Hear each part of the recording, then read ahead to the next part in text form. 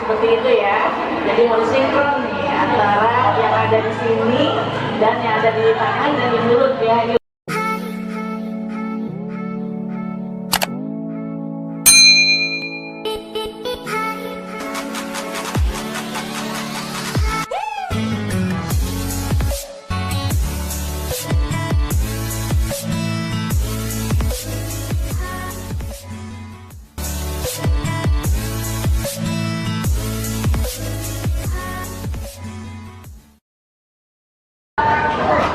Alhamdulillahi nahmaduhu wa nasta'inuhu wa nastaghfiruh wa na'udzu billahi min syururi anfusina wa min sayyiati a'malina may yahdihillahu fala mudilla lahu wa may yudlil fala hadiya lahu.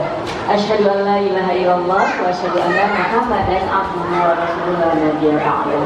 Allahumma shalli ala sayyidina Muhammad wa ala ali sayyidina Muhammad. Alhamdulillah, saudara sekalian, kita patut bersyukur dan senantiasa bersyukur ya atas nikmat dan rahmat Allah Subhanahu wa taala, karena pada sore hari ini alhamdulillah cerah, dimana mungkin kalau di daerah saya beberapa hari yang lalu dan sampai kemarin hujan rintik-rintik. Nah, dan di sini alhamdulillah sore hari ini cukup cerah sehingga kita bisa sama-sama berada di majelis yang insyaallah mulia ini. Salawat serta salam senantiasa terlimpah curah bagi Nabi Muhammad Sallallahu Alaihi Wasallam beserta keluarga dan sahabatnya, dan semoga kita semuanya di akhirat kelak mendapatkan syafaat dari beliau. Amin ya rabbal alamin. Ibu-ibu semuanya, ini Ibu Majelis Taklim dan Ibu TPA bergabung ya. Oke, baik.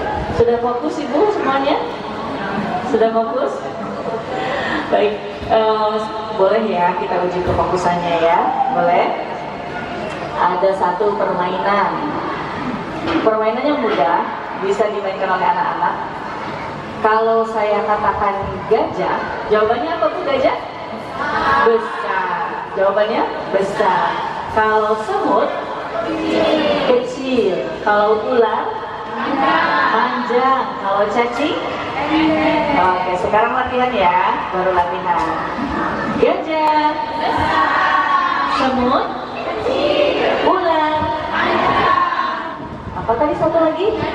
Oh iya, betul, udah fokus nih. Cacing. Oke, sekali lagi.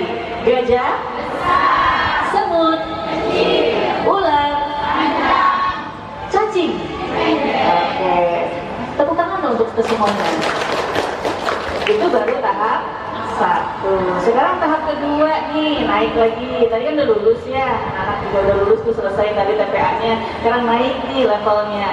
Kalau saya katakan gajah, jawabannya sama besar, tapi tangannya iya. Gajah besar, jangan kecil. Oh iya, gajah besar. Semut kecil. Iya, lagi semut kecil. Ular. Ayo. Ular luar biasa. Kalau bahasa terapi saya itu namanya sensori integrasi. Jadi sensori kita itu berintegrasi antara yang ada di penglihatan, yang ada di gerakan, yang ada di lisan tuh harus sinkron. Baru itu seimbang tuh. Ininya otak kiri kanannya. Siap ya? Gajah, semut, panjang, ular, cacing. Oke, kita lebih cepat lagi bisa ya? Ya, lebih cepat lagi ya. Oke, lebih cepat lagi. Siap, fokus. Siap. Ya. Yang kedua. Yang pertama udah lulus. Siap ya? Gajah, semut, ular, cacing. Ikut saya sama mengikuti apa yang diucapkan tadi ya. Baik, terima kasih. Itu saja untuk presentasinya ya. Insya Allah mudah-mudahan dengan permainan tadi semuanya sudah bisa fokus ya ke saya. Fokus namanya.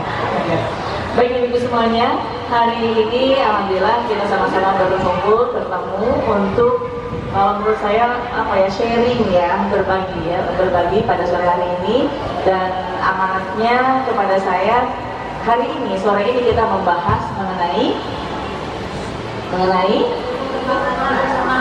tumbuh kembang anak bersama Al-Quran ya. Kalau bicara tumbuh kembang berarti adalah tugas dan bagian dari kita sebagai orang tua, sebagai ibu, untuk mendampingi tumbuh kembang anak. Dalam arti luas adalah untuk mendidik anak ya, atau untuk membentuk karakter anak sesuai dengan karakter Quran ya, seperti itu. Nah, tapi kalau bicara pendidikan itu sangat luas.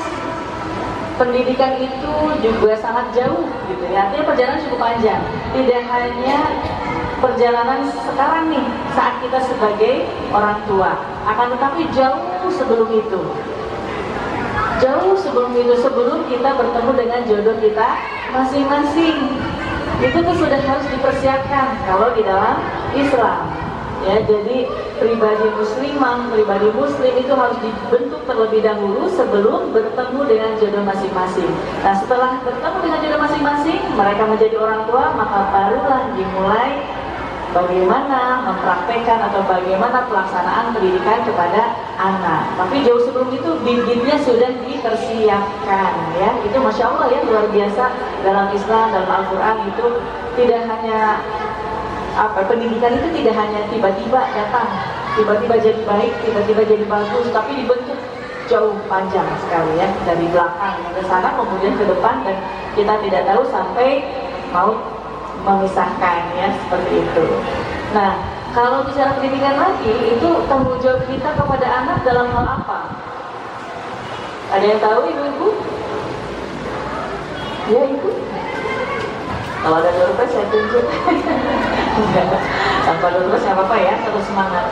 Jadi pendidikan Islam itu, dalam pendidikan itu kita berbicara tentang bagaimana membentuk akidah, membimbing akidah mereka, membimbing ibadah mereka, membimbing akhlak mereka, membimbing kemasyarakatannya, membimbing apalagi Bu, membimbing banyak sekali ya, mulai dari kemasyarakatannya, kemudian membimbing bagaimana keterampilannya, fisiknya, intelektualnya, kesehatannya, dan yang terakhir adalah bagaimana meluruskan kecenderungan seksualnya.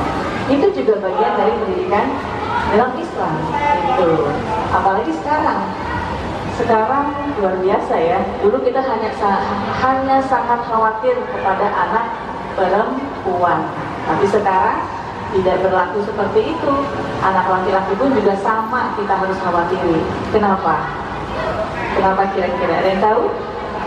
Fenomena yang itu dia ya, yang pelangi-pelangi ya.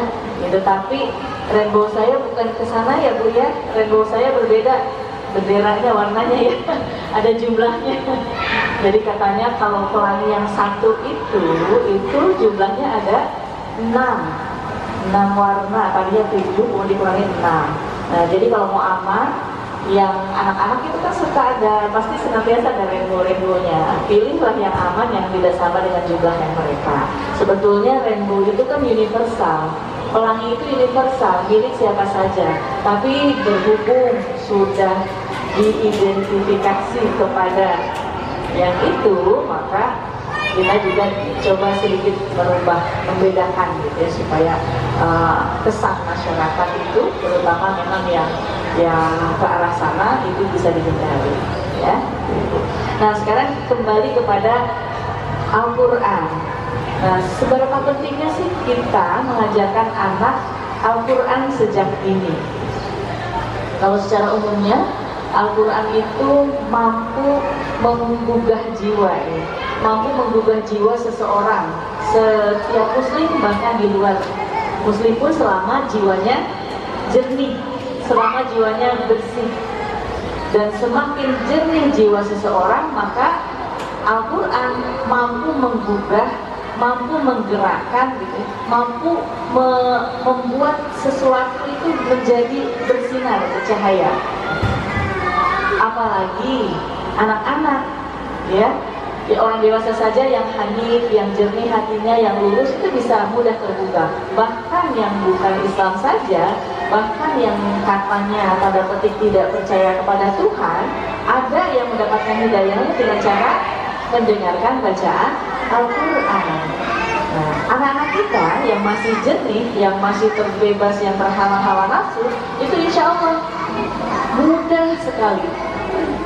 Coba aja mungkin ya Ustazah Reva di sini.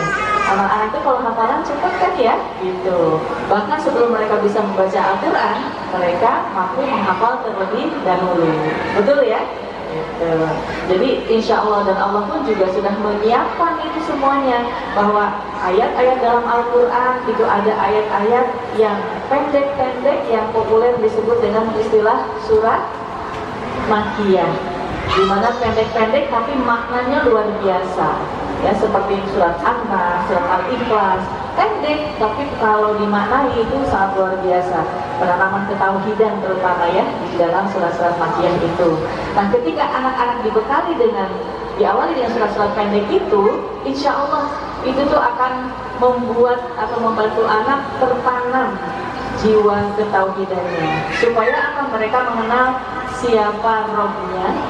Kemudian Al-Quran itu adalah wahyu yang diturunkan oleh Rabb-nya atau firman Allah ya, dan bahwa kebaikan itu semuanya ada di dalam Al-Quran ya, insya Allah. Walaupun yang dihafal mereka di awal adalah surat-surat pendek. Dan coba kita lihat surat-surat pendek, luar biasa. Kalau menurut para ahli tata bahasa Arab, ini bahasa yang luar biasa, sulit sekali ditandingi secara sastra.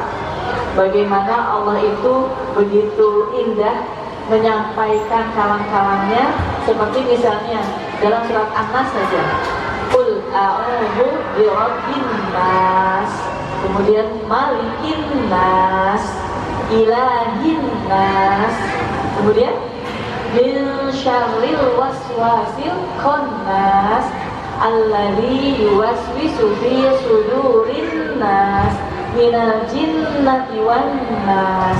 Itu susunan yang luar biasa, tanpa dilakukan pun itu bagi jiwa yang jernih, anak-anak itu mampu mudah diserap, mudah diingat dari susunan apa yang didengar saja. Bagaimana bunyi terakhirnya itu berbunyi es ya, sin semuanya ya, Masya Allah.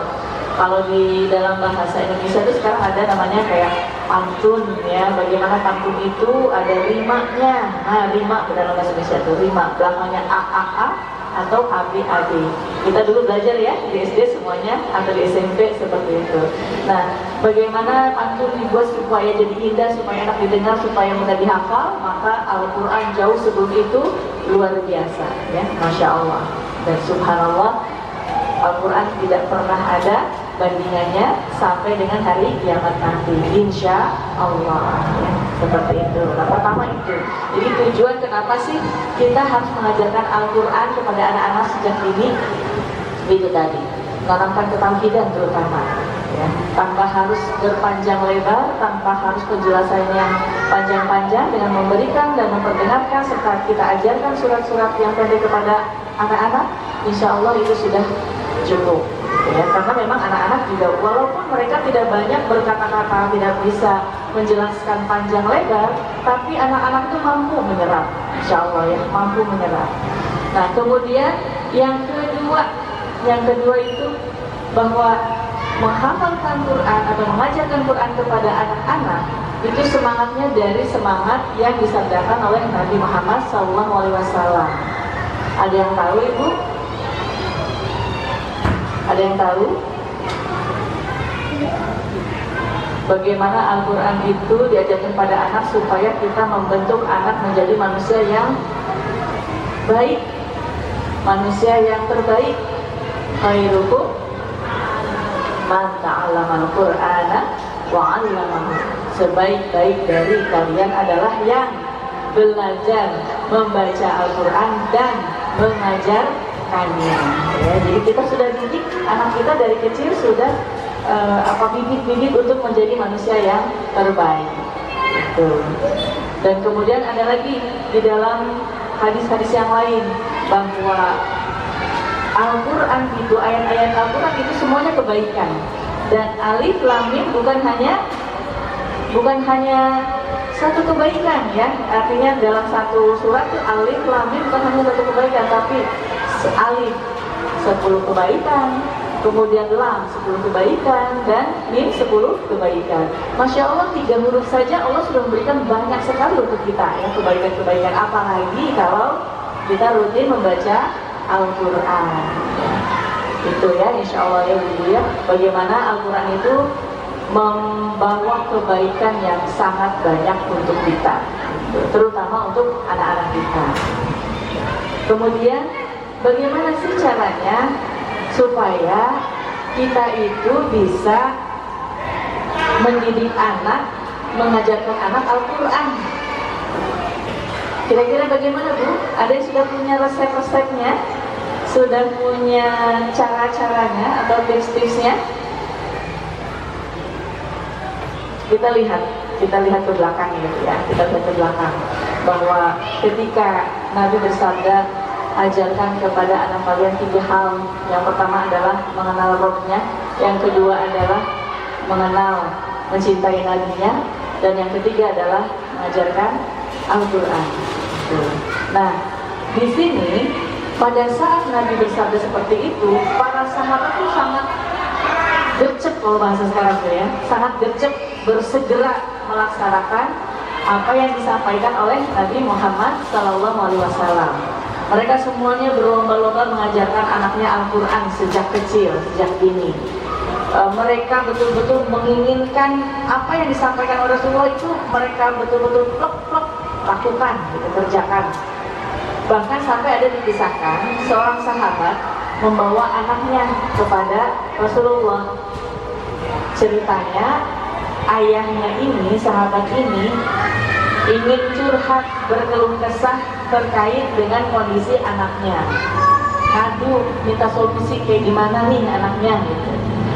Kalau kita misalnya ya, kalau kita sudah membawa anak kita ke orang yang tanda petik kompeten untuk dimintai saran, kira-kira sudah dalam stadium seperti apa Bu? Biasanya stadium yang sudah dikhawatiri banyak orang, gitu ya, yang sudah dikhawatiri orang tua, keluarga besar, baru kita bawa ke ahlinya. Kita akan lihat nih, apa yang dicurhatkan oleh sahabat tersebut. Sahabat tersebut menyampaikan kepada Rasulullah, wahai Rasulullah, anak saya ini, sambil ditunjuk, anak saya ini membaca Al-Quran di pagi hari, di siang hari, tapi malamnya dia hanya tidur aja. Kemudian kata Rasulullah, apa jawabannya? Kira-kira, iya kenapa? Kok bisa tidur aja malam? Kalau kita sama anak kita gimana? Pagi main HP, malam tidur. Bahkan jangan ya, kalau sekarang ini ya, mungkin anak-anak yang mulai SD-nya mulai agak tinggi, remaja, coba Bu cek tidurnya jam berapa? Tidurnya jam berapa? Mereka lebih banyak berlama-lama dengan apa? Ya, itu dia ya. Ada yang menyebutnya, katanya, Bu, saya mah bilangnya apa? HP itu setan gepeng, terserah deh gitu ya. Bilangnya setan gepeng kenapa? Benar-benar mengganggu itu katanya HP. Di luar itu nanti bahasan panjang terkait dengan media elektronik. Nah sekarang kita kembali lagi ke kisah tadi. Kemudian apa kata Rasulullah? Keadaan anakmu seperti itu jangan kau cela. Siang hari dia sudah banyak berzikir kepada Allah, dan di malam hari dia terhindar dari bermaksiat. Itu Masya Allah ya. Padahal udah ngaji tuh paginya, tapi masih belum puas orang tuanya, pengennya malam juga ngaji. Tapi namanya anak ada waktu lelah capek tidur gitu. Dan ternyata kata Rasulullah, ya Masya Allah ya, Rasulullah bijak sekali. Jangan dicela, paginya dia sudah banyak berzikir pada Allah, malamnya dia terhindar dari berbuat maksiat atau bermaksiat. Daripada dia keluyuran, daripada dia main yang gak jelas, dia lebih baik tidur, pagi sudah baca Al-Quran begitu. Nah kalau kita masalahnya beda, pagi lihat anak HP, siang HP, sore HP, malam HP, bangun tidur yang dicari apa Bu? Nah gitu. Bangun tidur yang dicari HP. Tapi kita jangan salahin anak dulu ya. Cek diri kita masing-masing. Bangun tidur yang dipegang apa? Iya begitu. Banyak alasan yang kita kemukakan. Bagi yang sibuk berorganisasi misalnya, kenapa saya pegang HP dulu bangun tidur? Mau ngecek barangkali ada info yang terlewat. Iya. Terus yang kerja mau ngecek barangkali ada info dari kantor atau perintah bos gitu. Iya, itu lagi. Ada lagi misalnya, iya saya takut ketinggalan info nih, atau misalnya saya bersegera mau memberikan kalau atasan memberikan informasi atau perintah atau apapun itu kepada rekan-rekan kerjanya gitu ya. Jadi setiap orang, setiap level, setiap posisi, setiap kesibukan pasti punya alasannya. Yang dipegang saat bangun tidur adalah HP. Nah, itu juga tantangan buat kita nih. Jadi pendidikan sekarang itu luar biasa. Bukan hanya bagaimana orang tua bingung repot mendidik anaknya, tapi orang tua juga repot mendidik dirinya sendiri. Karena apa? Ada tantangan yang lebih besar dan lebih berat, yaitu teknologi. Di mana teknologi seharusnya apa? Memudahkan kehidupan kita, bukan mempersulit kehidupan kita. Kehidupan yang kita maksud adalah bukan hanya kehidupan di dunia, tapi juga kehidupan di akhirat, ya, Masya Allah. Itu yang susahnya. Dan sekarang bagaimana cara mengalihkannya, cara membalikannya? Bangun tidur, sholat subuh, setelah itu yang dipegang adalah Quran. Maunya kita gitu kan, dibalik.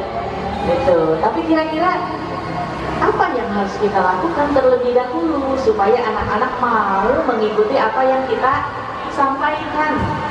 Apalagi anak-anak yang sudah mulai besar, sudah mulai gede, sudah mulai puber.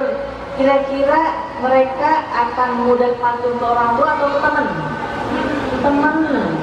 Panggilan mama lebih penting dibanding panggilan mama. Iya gak sih? Iya nanti kak, kesini dulu. Ntar lagi sibuk. Emang kenapa kalau ditinggal kalah? Jadi takut kalah yang sebetulnya kalahnya semu ya. Ya kalah main game apa sih gitu kan, efeknya buat kita. Tapi buat anak efeknya besar. Terus emang gak boleh ya main HP anak, gak boleh main game, boleh gitu. Terutama laki-laki, anak laki-laki nge-game itu sebuah kebutuhan lain dari otaknya, main gitu ya. Kalau mungkin bunda-bunda semuanya yang suka mendengarkan kajian Ustazah Aisyah Dahlan bagaimana struktur otak laki dan perempuan, nah itu coba dipraktekkan. Tapi tetap kita pun juga harus tegas ya sebagai orang tua. Ini saya bilang sebagai orang tua, gak hanya kita ya, nanti pesan sama bapaknya juga. Jadi kita tetap harus tegas, harus menyampaikan kapan boleh main game, kapan melakukan aktivitas yang lain, karena tetap harus di-manage waktunya. Karena mentang-mentang misalnya ini kata Ustazah dibolehkan main game, kan laki-laki, kan otaknya main. Tapi gak kebablasan juga kali gitu ya, seharian main game, nanti malah main game lagi. Berhentinya kalau makan, tidur, apa lagi? Sholat aja, cep, ya cepet pegang HP lagi, makan aja. Gitu kan? Ya tapi hati-hati juga jangan sampai, ya siapa tahu bukan anak-anak aja nih gitu ya. Ibu-ibunya juga, ayah-ayahnya juga kalau lagi makan sambil begini gitu. Kalau ayah ibunya begini juga, lah bagaimana minta anaknya supaya stop gadget, makan fokus, ini fokus, itu fokus. Kalau ayah ibunya juga begitu gitu ya. Karena sebaik-baik pendidikan adalah pendidikan dengan qudwah, dengan contoh. Dengan contoh mah nggak capek-capek ngomel ya, contohin aja, lama-lama anak akan ya mengikuti kita, ya seperti itu. Nah kemudian di dalam hadis yang lain bahwa menghafal Quran itu atau yang membacakan Al-Quran itu nanti di akhirat itu mampu memberikan 10 syafaat untuk orang-orang terdekatnya, termasuk kedua orang tuanya. Diriwayatkan di dalam sebuah hadis, ada orang tua yang tiba-tiba diberikan mahkota yang cahayanya katanya lebih terang seperti matahari dan memakai perhiasan yang tidak pernah dipakai di dunia. Tidak ada yang pernah memakai perhiasan itu di dunia.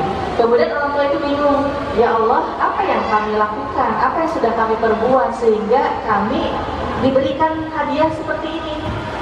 Kata Allah, karena lantaran atau wasilah anakmu diajarkan Al-Quran gitu oleh orang tuanya, ya.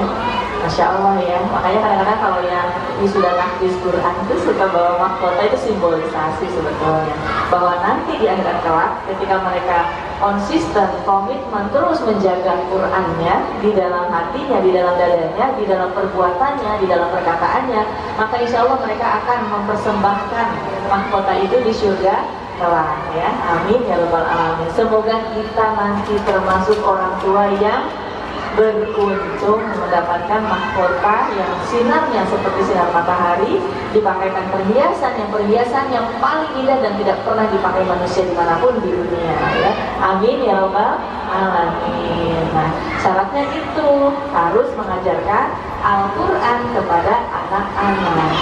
Terus kemudian kalau misalnya kan saya kurang pandai membaca Al-Quran, kira-kira bisa ditoleransi nggak ya? Saya mah ustazah atau ibu atau bu guru baca Qurannya juga masih berat, masih terbata-bata. Apakah itu bisa dijadikan alasan untuk mengantarkan kita mengajarkan anak Al-Quran? Tidak ya, itu tidak. Banyak cara. Sekarang mah sudah banyak sekolah untuk tahsin Quran bagi ibu-ibu, bagi nenek-nenek, bahkan pesantren juga sekarang ada pesantren lansia. Banyak sekali. Di HP yang kita pegang saja kita bisa belajar Al-Quran secara mandiri. Ya, banyak fasilitas sebetulnya, dan akhirnya nanti kalau ditanya-tanya lagi kita akan kehabisan alasan untuk membela diri karena kita sendiri tidak bisa membaca Al-Quran, sehingga kita tidak bisa mengajari anak kita Al-Quran. Nah, bagaimana kan sudah ada TPA Ustazah, di TPA Al-Ikhlas ini ada bisa mengajarkan anak Al-Quran. Betul, TPA ada untuk membantu orang tua, ya. Akan tetapi kewajiban utamanya adalah tetap orang tua. Di sini TPA membantu, gitu. Lebih banyak waktunya bagaimana, Bu? Di rumah. Nah, di rumah kan kita sebagai orang tua yang harus melakukan kewajiban mengajarkan anak Al-Quran, ya. Insya Allah ya ibu-ibu ya, siap ya. Mengajarkan sesuai kemampuan kita. Nah, kemudian setelah mengajarkan Al-Quran, maka yang berikutnya adalah apa ya namanya? Upayakan lebih fokus kepada memaknai Al-Quran, ya. Jangan sampai anak kita hanya hafal, tapi kita tidak sampaikan bahwa yang kamu baca ini adalah maknanya begini. Minimal artinya ini. Apakah sulit menyampaikan artinya kepada anak? Insya Allah tidak. Kenapa? Sudah siap Al-Quran dan terjemahan. Gak bisa lagi tuh mengelak ya alasannya. Sudah siap Al-Quran dan terjemahannya ada. Dan surat-surat pendek tadi yang disampaikan di awal, surat Makkiyah, itu sangat bisa kita sampaikan maknanya secara sederhana kepada anak-anak. Mau mengenalkan Allah ada di surat, mau mengenalkan Allah ada di surat Al-Ikhlas, ya. Qul huwallahu ahad, Allahu samad. Kan kalau ada usia-usia anak-anak tuh sedang mencari mengenal Tuhan, yang mengenal Allah kan suka bingung tuh, suka dengar tuh saya obrolan anak-anak kecil. Allah di mana sih Bu? Allah kan di atas mana? Pokoknya macam-macam. Terus kalau misalnya kan sesuatu diciptakan ada penciptanya, Allah yang nyiptain siapa? Masa iya tiba-tiba ada? Itu di pikiran anak kan begitu ya. Kita juga pernah ya mempertanyakan itu ke anak-anak kan, ketika berdialog, berdiskusi dengan teman-teman terkait dengan tentang Allah, maka ada tuh bahasan-bahasan kayak gitu. Kita lagi mikir ini ya, kan semuanya diciptakan. Terus kalau misalnya semuanya diciptakan, lalu Allah siapa yang menciptakan? Masa tiba-tiba ada? Bingung, nggak nyampe, nggak nyampe. Maka tenangkan anak dengan membacakan surat Al-Ikhlas, bahwa Allah itu apa? Qul huwallahu ahad, Allah itu satu, esa, kemudian Allahus samad, Allah Allah berbeda dengan makhluknya. Kemudian Allah tidak beranak dan tidak diperanakan, dan